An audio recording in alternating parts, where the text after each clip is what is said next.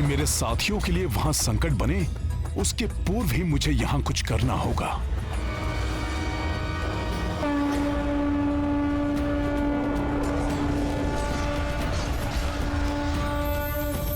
जय श्री राम। अब मैं बजाता हूं ये वाद्य। ये वानर यहाँ। सैनिकों, आक्रमण करो इस दुष्ट वानर पर।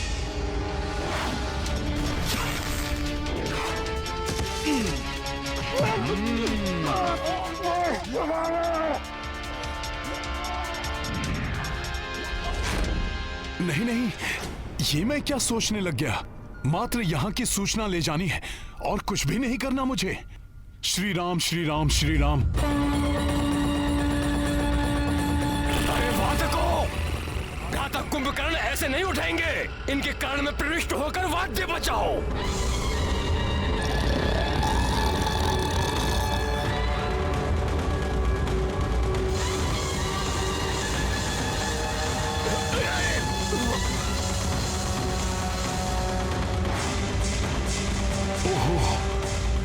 इस राक्षस को जागृत करने के लिए, कुछ भी करने के लिए तत्पर है ये राक्षस।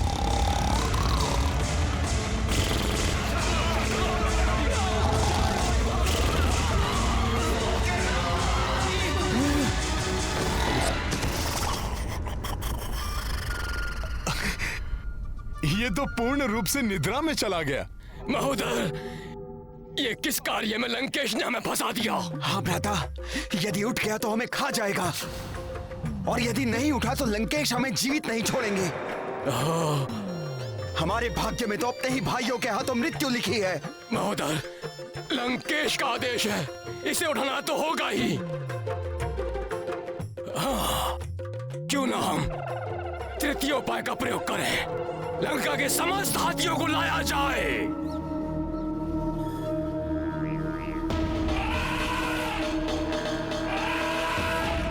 ओह, और बड़े प्रयास।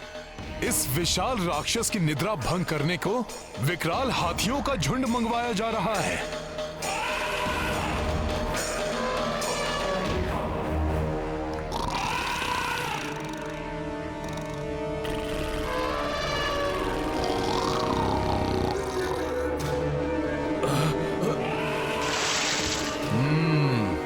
बड़ा ही निद्रा प्रिय है ये राक्षस। इसकी निद्रा को तो विशालकाय हाथी भी नहीं तोड़ पा रहे।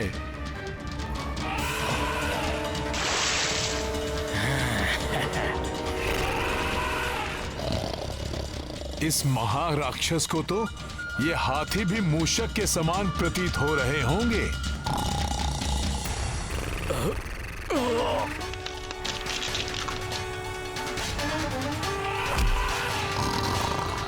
प्रतीत होता है भ्राता कुंभकर्ण जागने वाले हैं।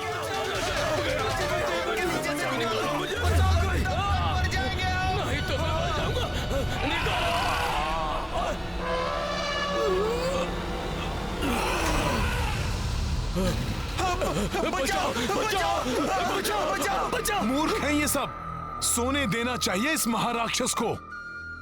यदि ये जाग गया तो हमारी सेना से पूर्व इन्हें ही मार डालेगा ये। अब तो मात्र अंतिम उपाय ही बचा है। भ्राता कुंभकर्ण को भोजन बहुत ही प्रिय है,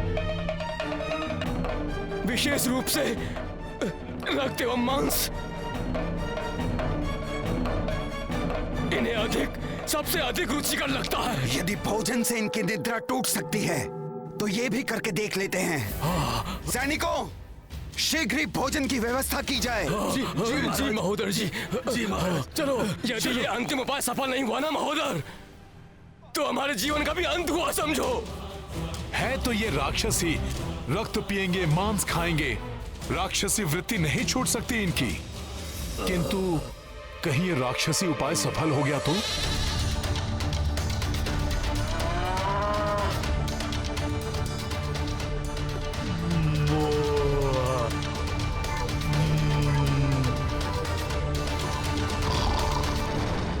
अरे मूर्खों, भोजन की गंध को और बढ़ाओ। इनके नासिका के पास तक लेकर जाओ भोजन को।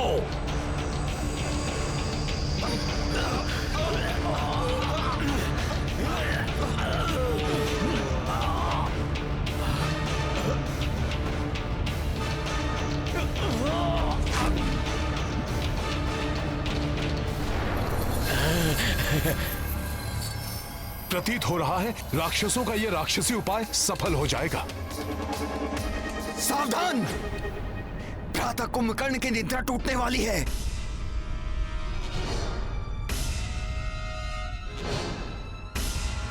महोदर, अभी तक तो ये भय था कि इनकी निद्रा टूटेगी या नहीं। अब ये भय है कि कहीं असमय इनकी निद्रा टूटने से कुपित होकर हमारी बात सुने बिना ही अर्ध निद्रा अवस्था में हमारा यंत्र ना कर दे। पहले तो सिंह की मांद में प्रविष्ट हुए और अब मुश्कों की भांति भय के मारे कांप रहे हो।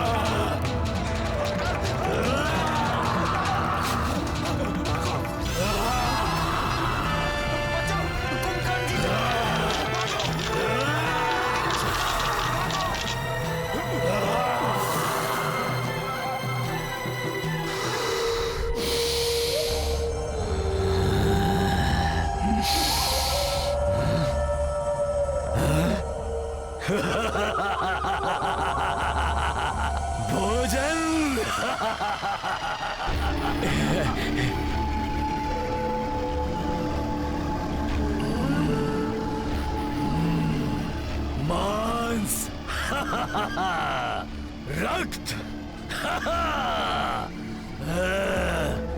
आनंद, अति आनंद।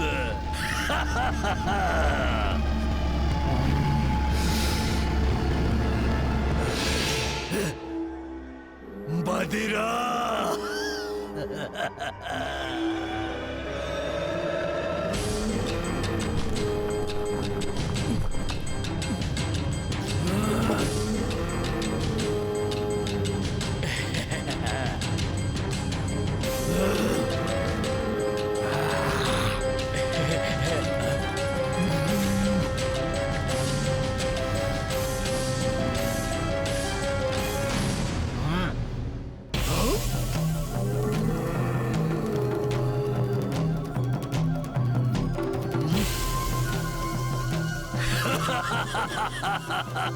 पशु भी है।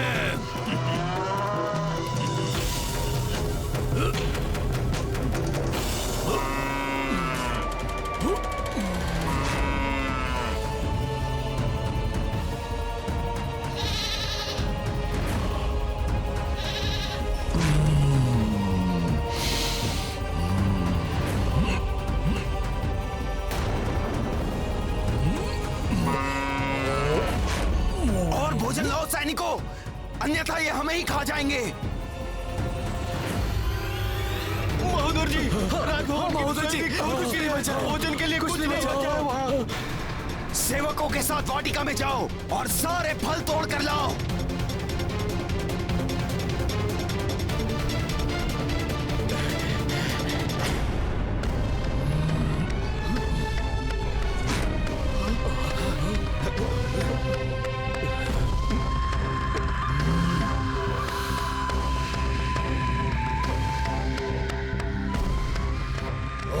भोजन लाओ। महोदर जी, वाटिका के सारे फल भी समाप्त हो चुके हैं। हाँ महोदय, फल भी समाप्त हो चुके हैं। कहाँ से लाए भोजन? कुछ भी शेष नहीं बचा। अब क्या अपने आप को भेंट कर दूं?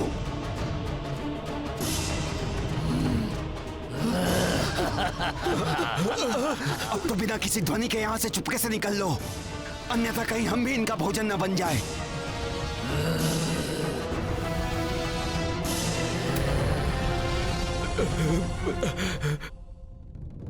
मैं जानता था कि यही होगा। अब स्वयं इसका भोजन बनकर मिटाओ इस राक्षस की भूख। रुक जाओ। मेरी निद्रा टूटने से पूर्व मेरे लिए पर्याप्त मात्रा में भोजन की व्यवस्था क्यों नहीं की गई?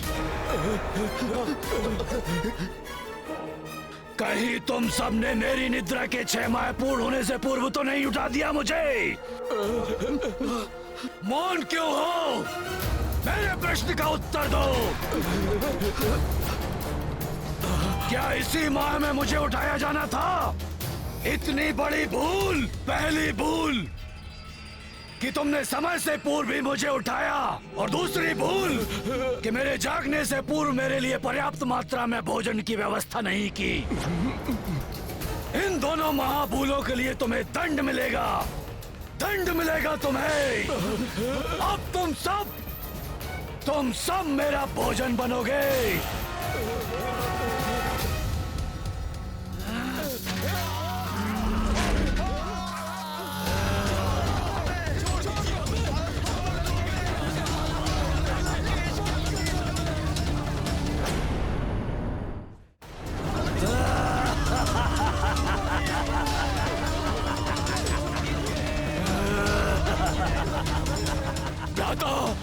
लंका पर संकट छाया हुआ है।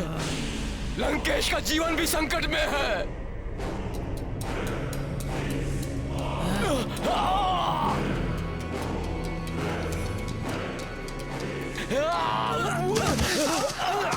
हाँ भ्राता, आपातकाल है। लंका महासंकट में घिरी हुई है। इसीलिए लंकेश ने स्वयं आपको जगाने का आदेश दिया है और शीघ्र ही आपको बुलाया है। लंका पर संकट? यदि ये विकराल राक्षस युद्ध भूमि में आ गया तो हमारी वानर सेना के लिए काल के समान सिद्ध होगा। ये क्षण भर में विनाश मचा देगा। ये हमारी सेना में बहुत बड़ा संकट है ये महाराक्षस। कुंभकर्ण के होते हुए लंका और लंकेश पर किसी प्रकार का कोई संकट नहीं आ सकता।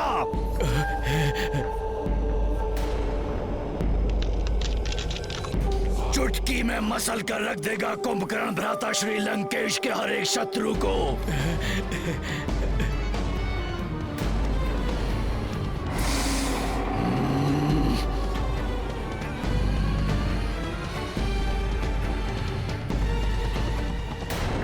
घुटने टेकेगी नहीं। प्रभु श्री राम की वानर सेना है ये शत्रु के घुटने टेकवाएगी। रावण चाहे किसी को भेजकर देख ले। हनुमान। प्रणाम प्रभु। कुंभकर्ण को भेजने वाला है रावण। प्रभु, लंका में रावण के आदेश पर कुंभकर्ण को जगा दिया गया है। मेरू पर्वत के समान विशाल काया है उसकी। महाविकराल राक्षस है वो प्रभु।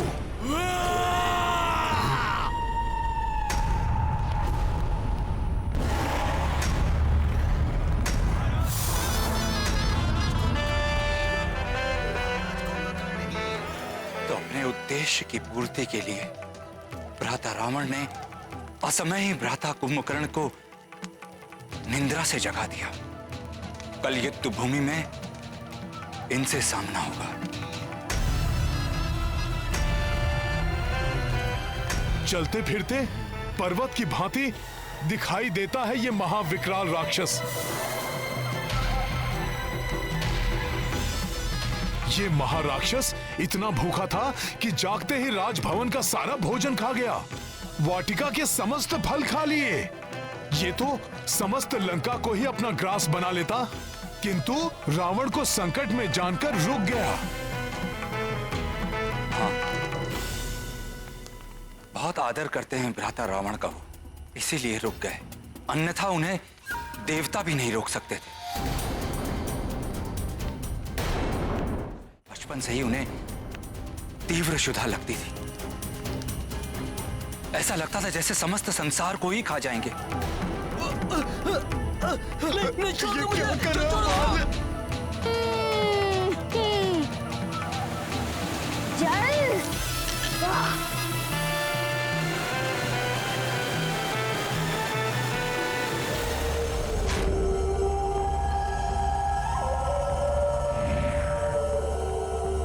अरे वाह, बहुत सारे चमकते हुए फल दिखाई दे रहे हैं।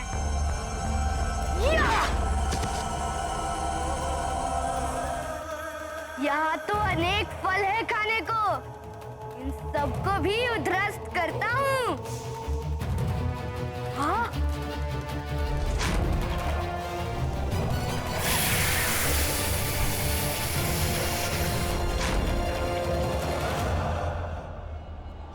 ये तो सूर्य की भांति तप्त है। इसे भी खा लेता हूँ, बड़ा आनंद आएगा।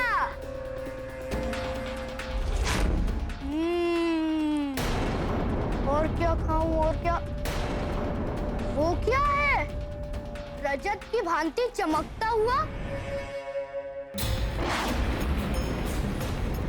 इसकी तो क्षुधा ही शांत नहीं होती।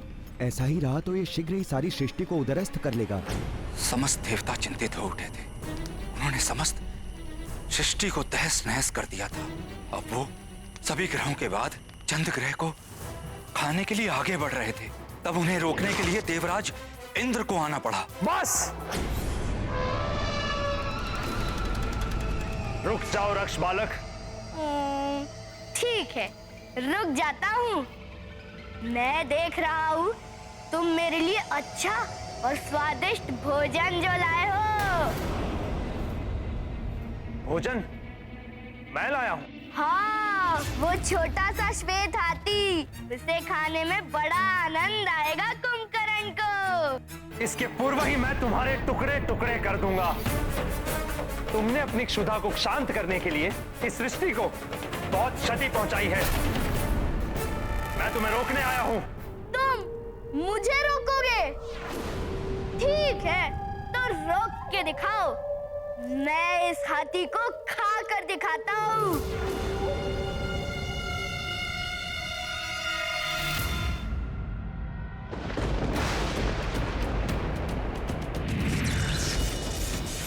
वाह, बहुत सुंदर हो तुम। स्वादिष्ट भी होगे।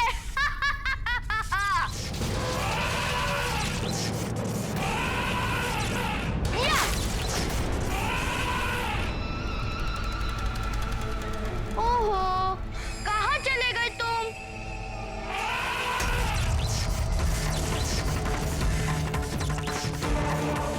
बहुत उत्पात मचा लिया तुमने।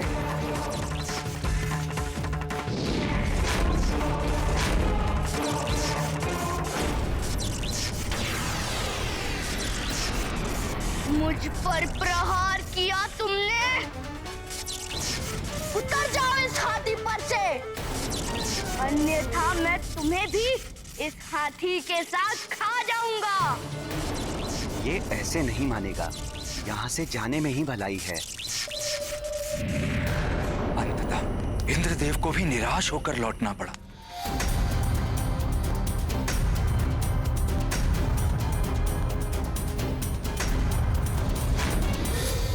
भ्राता लंकेश, भ्राता लंकेश, भ्राता लंकेश, आपका अनुज कुंभकर्ण आपकी सेवा में उपस्थित है भ्राता श्री।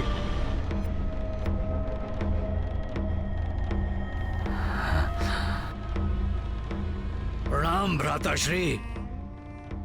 कुंभकर्ण, मेरे अनुज, कितनी व्याकुलता से मैं तुम्हारी प्रतीक्षा कर रहा था। शीघ्र बताइए भ्राता श्री, ऐसा कौन है जिसके कारण लंका संकट में है?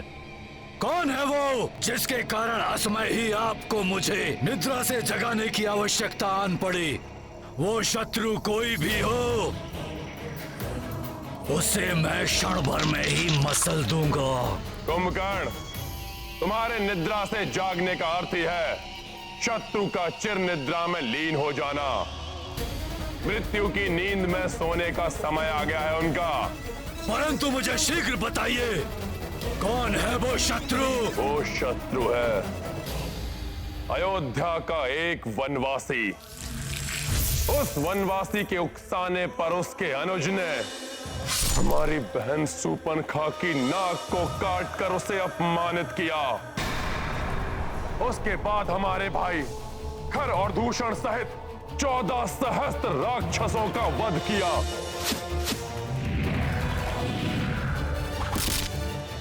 उससे प्रतिशोध लेने के लिए मैंने उसकी पत्नी का अपहरण किया।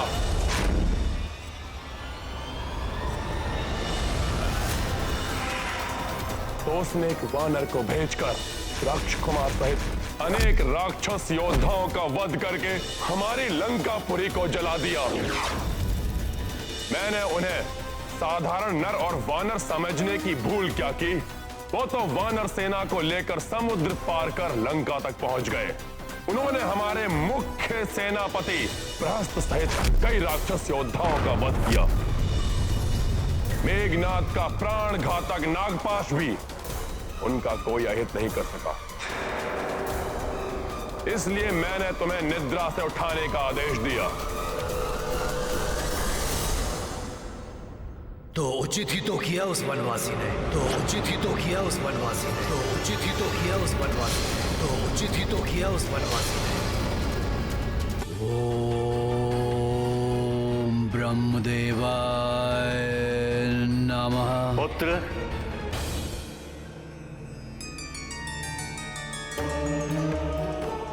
प्रणाम ब्रह्मदेव। वत्स कुंभकर्ण, हम तुम्हारी तपस्या से अति प्रसन्न हैं। कहो, क्या वरदान चाहते हो? भ्राता कुंभकर्ण इंद्रासन मांगना चाहते थे, किंतु उसी क्षण माता सरस्वती उनकी जिह्वा पर आकर बैठी और उन्होंने इंद्रासन के स्थान पर मांगा। ब्रह्मदेव, मुझे निद्रासन का वरदान चाहिए। तथा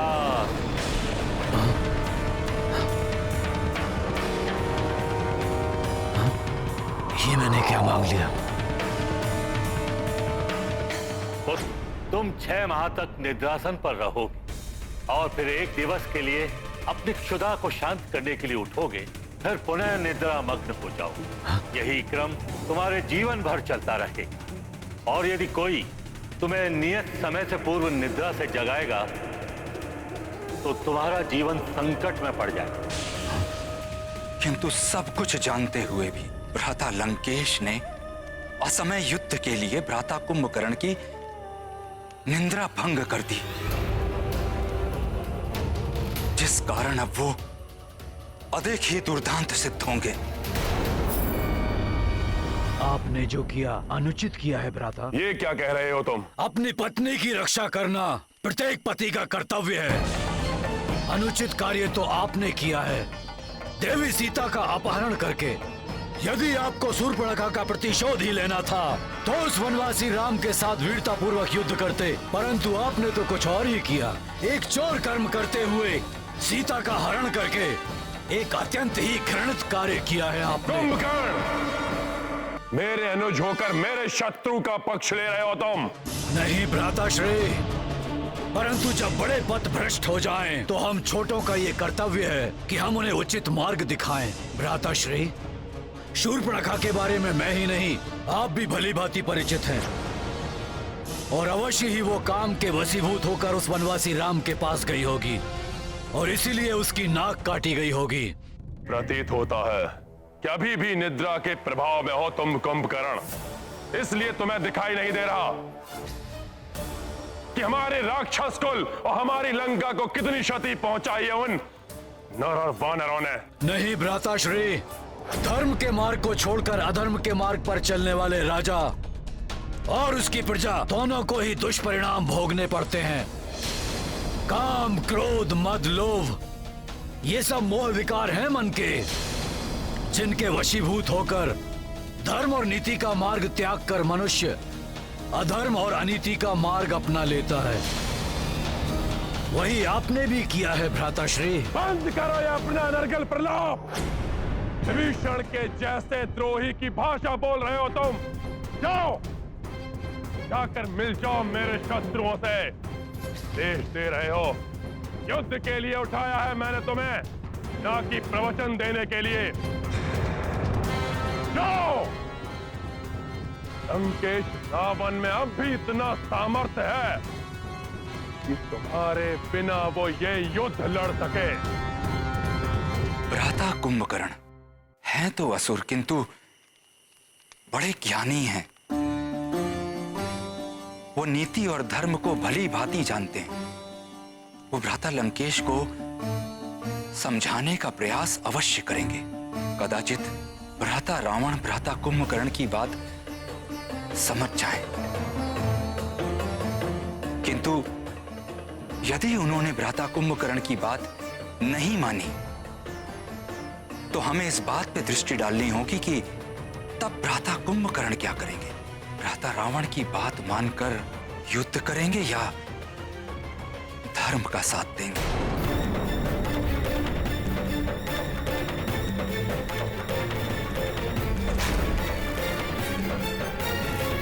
रुक जाइए भ्राताश्री। आप भले ही अधर्म और अनीति के मार्ग पर चल रहे हो, परंतु आपके इस अनुज का ये धर्म है, वो अपने ज्येष्ठ भ्राताश्री की आज्ञा का पालन करे। जाएगा कुंभकर्ण इस युद्ध में और उस नर और उसकी वानर सेना को चींटियों की भांति मसल कर रख देगा। आपका ये अनुज। भ्राता लंकेश, आप निश्चिंत होकर विश्राम कीजिए। कल का सूर्योदय विनाश का अंधकार लेकर आएगा उस नर और उसकी वानर सेना के लिए। कल सूर्योदय होते ही यहीं से आपका आशीर्वाद लेकर जाऊंगा मैं रणभूमि में। राम। जहां तक मैंने रावण को समझा है, वो बड़ा हठी है। वो कुछ भी करके कुंभकर्ण को युद्ध के लिए मना ही लेगा। ऐसे में हमारी रणनीति क्या होनी चाहिए? हाँ, हमारे मुग्धर आदि तो तिनकों के समान होंगे उसके लिए। हम इतने विशालकाय राक्षस से कैसे लड़ेंगे? उसका भी उपाय है मेरे पास। आप लोग चिंता ना करें।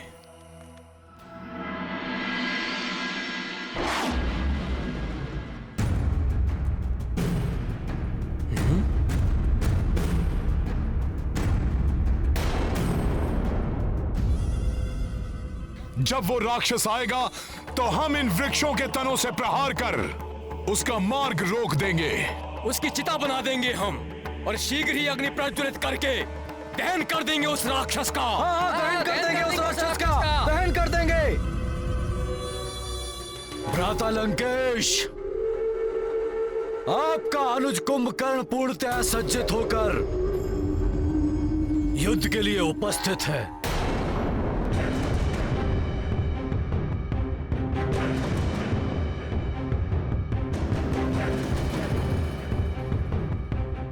मुझे आशीर्वाद दीजिए भ्राता।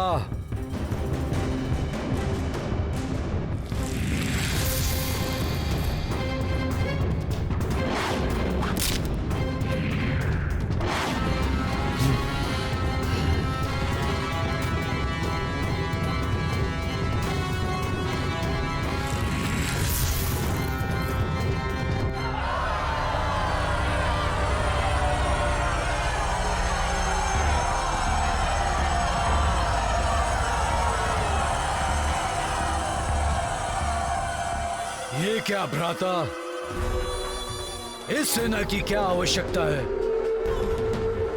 क्या आपको आपके अनुज की शक्ति पर संदेह है? इन्हें अपने साथ ले जाने का अर्थ है कि कुंभकर्ण की शक्ति का अपमान करना।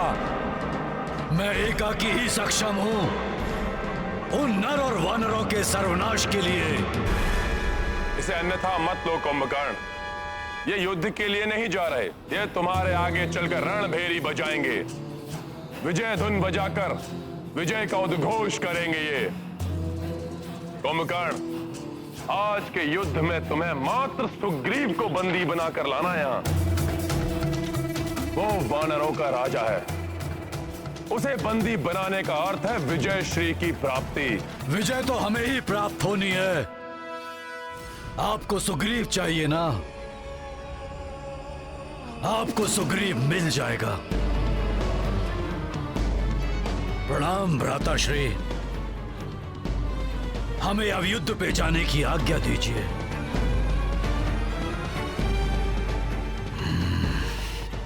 महापार्श महोदर, तुम भी साथ में जाओ। रणभेरी लिए हुए सैनिकों के पास अस्त्र शस्त्र भी है, आवश्यकता पड़ने पर उनका प्रयोग कर लेना। कुंभकर्ण का कोई विश्वास नहीं, युद्ध भूमि में ही निद्रालीन हो सकता है वो।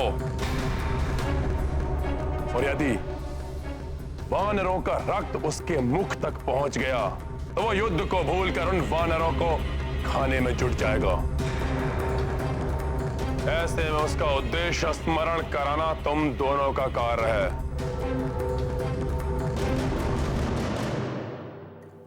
समझ में आया जो मैंने कहा? जी भ्राता। तो फिर खड़े क्यों हो यहां? जाओ उसके पास और जैसा मैंने कहा वैसा करो। जाओ।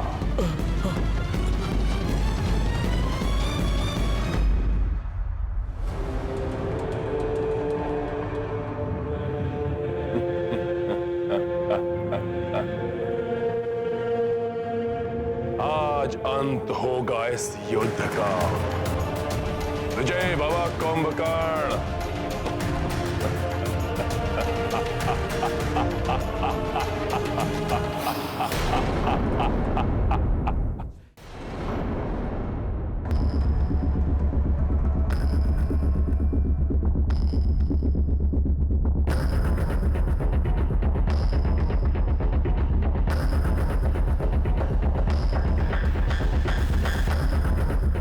ज्ञात नहीं क्या होगा आज के युद्ध में। इस विशालकाय राक्षस पर नियंत्रण पाना बहुत कठिन है। हाँ बंधु, कुछ भी हो सकता है। हाँ बंधु, कुछ भी हो सकता है। ये वानर सेना, चींटियों का समूह, मेरे पांव तले मसले जाएंगे ये।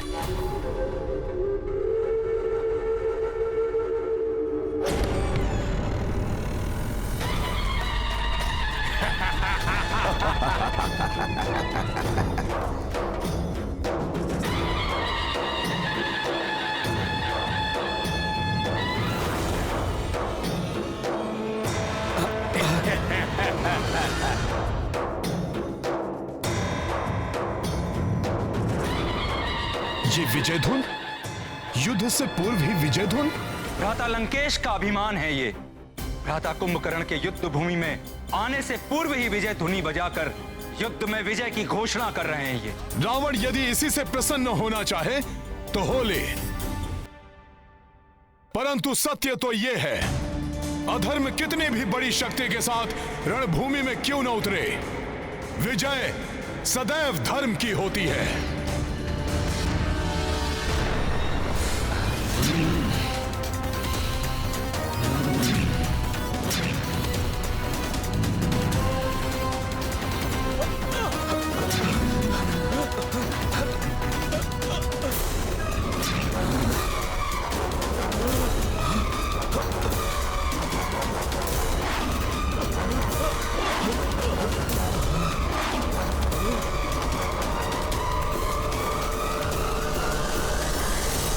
विभीषण!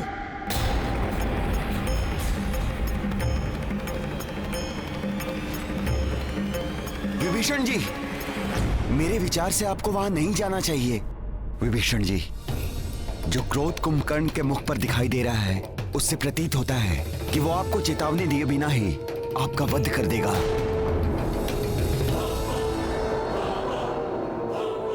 क्षमा करें, मेरे विचार से तो विभीषण जी को वहां पर जाना चाहिए।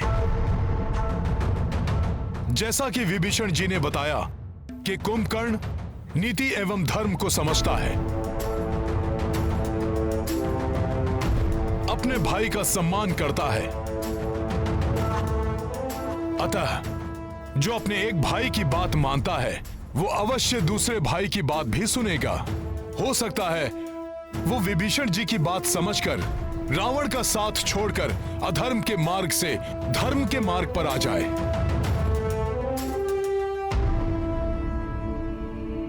हाँ, उनका अनुज भ्राता हूं मैं। उन्हें सुझाव देने का अधिकार है मेरा कि अधर्म के पथ को त्याग कर धर्म के पक्ष में आ जाए।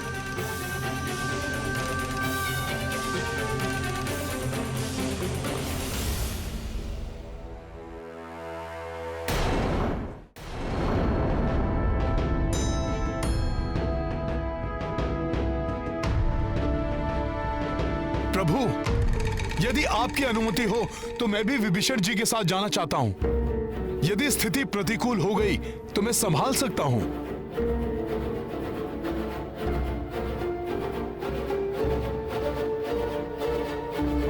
जय श्री राम।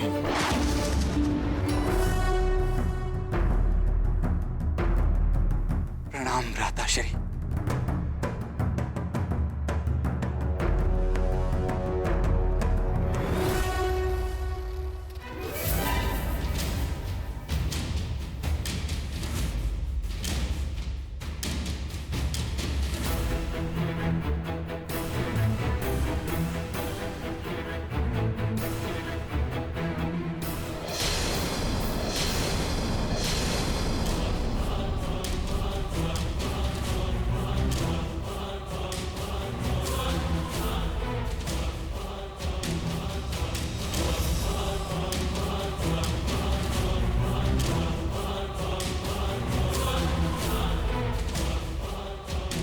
विभीषण मेरे अनुज, बहुत ही भाग्यशाली हो तुम जो धर्म के पक्ष में खड़े हो।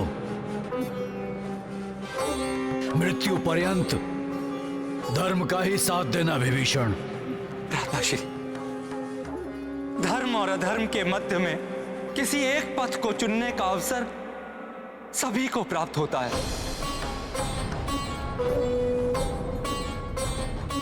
आप भी अधर्म के पथ को त्याग कर धर्म के पक्ष में आ जाइए। विभीषण, मैं भी भ्रातृ धर्म निभा रहा हूं। मैं भ्राता लंकेश से द्रोह नहीं कर सकता। मैं धर्म या अधर्म के लिए इस युद्ध भूमि में नहीं आया हूं।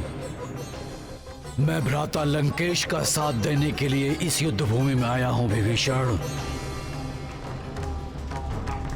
और मृत्यु पर्यंत उन्हीं का साथ दूंगा। तो मैं भी तो आपका अनुज भ्राता हूं। इसीलिए तो तुम्हें अंतिम बार भेंट करने के लिए बुलाया है विभीषण।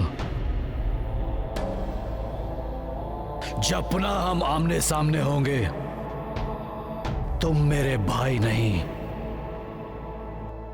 बल्कि मेरे शत्रु हो।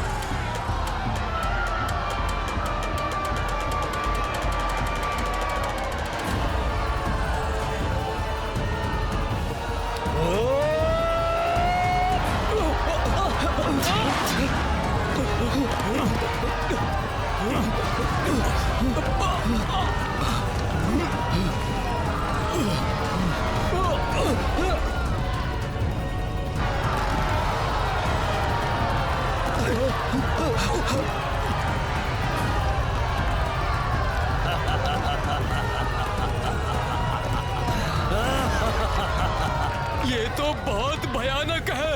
भागो राम सेतु की ओर।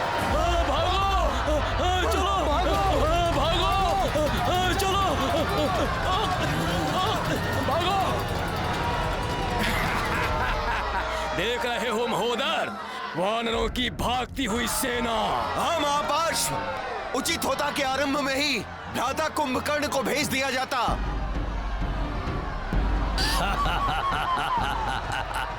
यदि इन्हें नहीं रोका गया तो कुंभकर्ण से युद्ध से पूर्व ही हमारी पराजय हो जाएगी। हाँ, आपने बिल्कुल ठीक कहा। इनका मनोबल टूट रहा है। हमें शीघ्र ही कुछ करना होगा। हर कार्य एक समय पर होता है लक्ष्मण। एक ओर हमारे योद्धा भयभीत होकर इससे दूर जा रहे हैं, और दूसरी ओर ये पाप एवं अधर्म का साथ देकर मृत्यु के निकट आ रहा है। इसके पाप का घड़ा बढ़ते ही इसकी मृत्यु निश्चित है। मुझे विश्वास है कि इस युद्ध में पाप और अधर्म के साथ देने वाले को कोई नहीं बचा पाएगा।